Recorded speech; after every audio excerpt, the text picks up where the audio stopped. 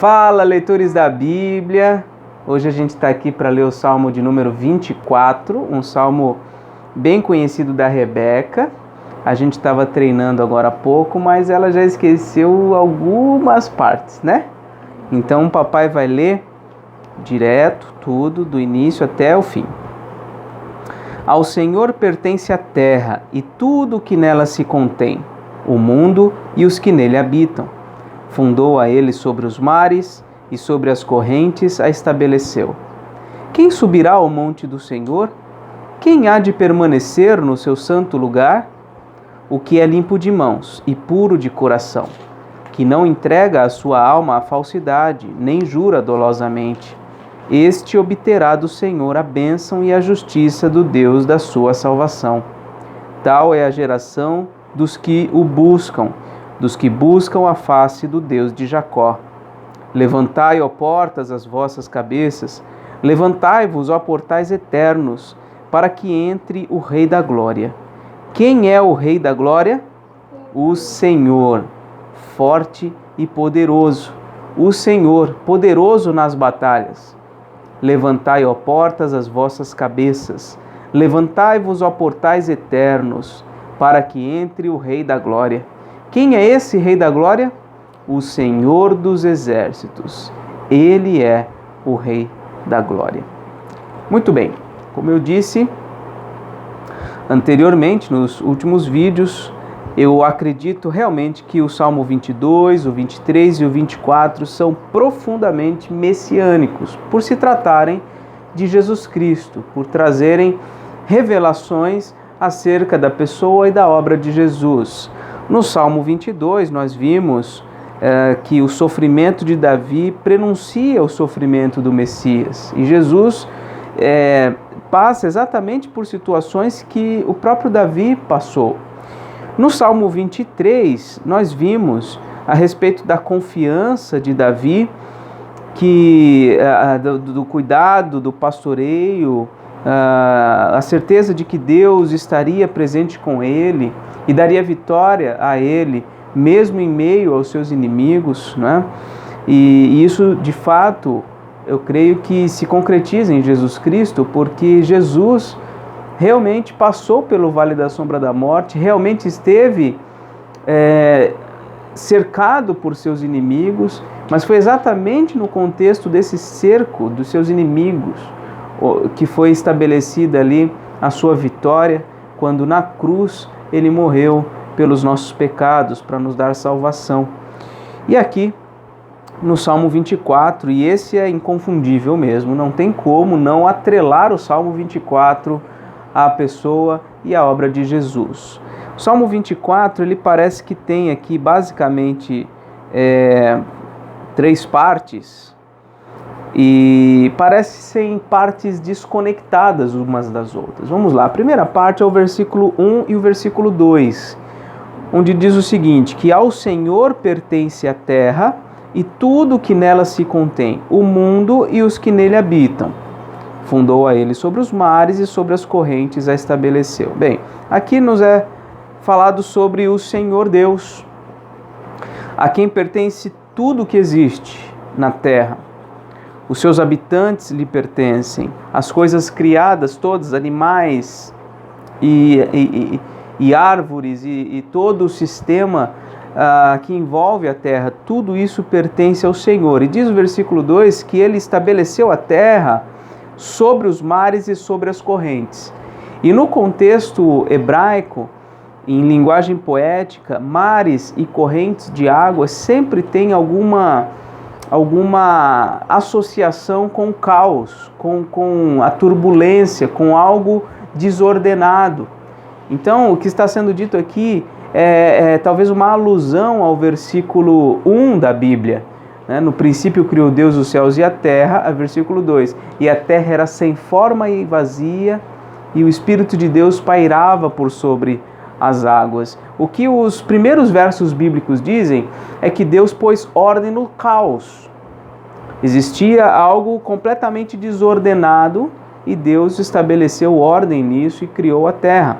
Aqui no versículo 24 nós vemos esse mesmo princípio de que Deus estabeleceu a terra no meio de um caos.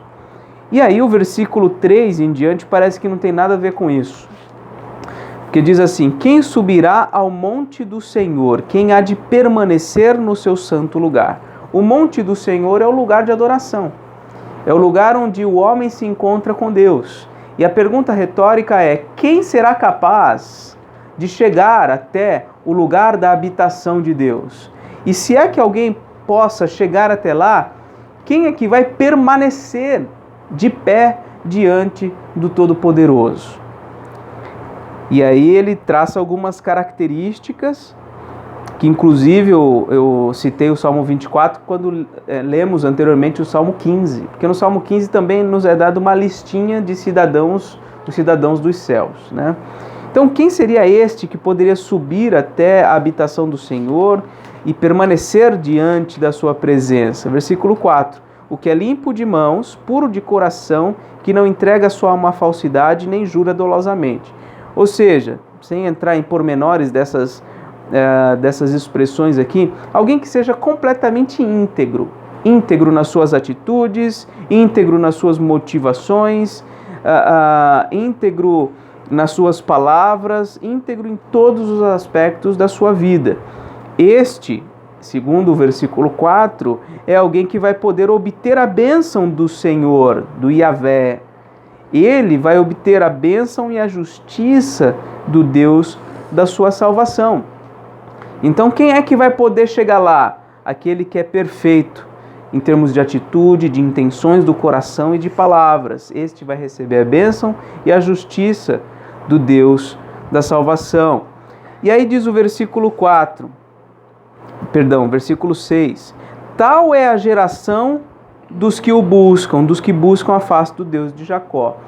Aqui eu particularmente entendo o seguinte: no versículo 6, o salmista Davi, ele não está dizendo que toda a geração de Israel, toda a geração do povo de Deus, realmente atende a todos os critérios do versículo 4. Não, o que ele está dizendo é que tal é a geração dos que buscam agir dessa maneira, dos que buscam ser dessa maneira, mas não são. Né? Mas não são. Tal é a geração dos que buscam o Senhor, dos que buscam ser dessa forma, mas que não são de fato. E aí, bom, da primeira parte, verso 1 e 2, para a segunda parte, 3 a 6, tem alguma diferença, a gente não consegue entender uma conexão tão simples dessas duas partes.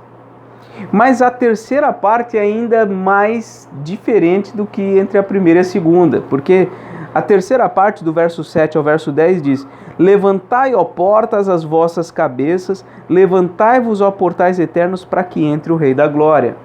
O que isso tudo tem a ver com o que veio anteriormente? Quem é o Rei da Glória? O Senhor forte e poderoso, o Senhor poderoso nas batalhas. Aí de novo: levantai, ó portas, as vossas cabeças, levantai-vos, ó portais eternos, para que entre o Rei da Glória. Quem é esse Rei da Glória? O Senhor dos Exércitos, ele é o Rei da Glória.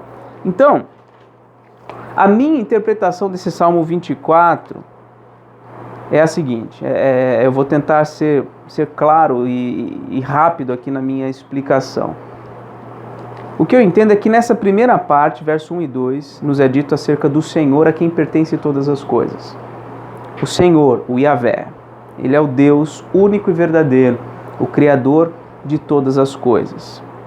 Quem vai poder chegar, aí chegando para agora a segunda parte, quem vai poder chegar até ele e permanecer diante dele? Alguém que seja perfeito, alguém que seja íntegro em toda a sua vida. Quem é este que vai conseguir chegar até lá e permanecer lá? Não é o povo de Deus, não é a geração dos que buscam a face de Deus, mas sim o próprio Deus, que vem à terra e atende a todos estes critérios. A solução do Salmo 24 é olhar para Jesus. Jesus, Rebeca, fica bem quietinha, filha, por favor. Jesus é o Senhor a quem pertence todas as coisas. Ele é o Verbo vivo. Ele é o dono de todas as coisas. É aquele por meio de quem todas as coisas foram criadas. Ele é este que vem ao mundo e se torna limpo de mãos, puro de coração, que não entrega sua alma à falsidade, não jura dolosamente, perfeito em atitudes, em motivações e em palavras. Ele é este que obtém a bênção e a justiça de Deus para o seu povo, como substituto, como um novo representante da humanidade. Ele é este que vence todas as nossas batalhas, que se mostra forte e poderoso nas batalhas do Senhor.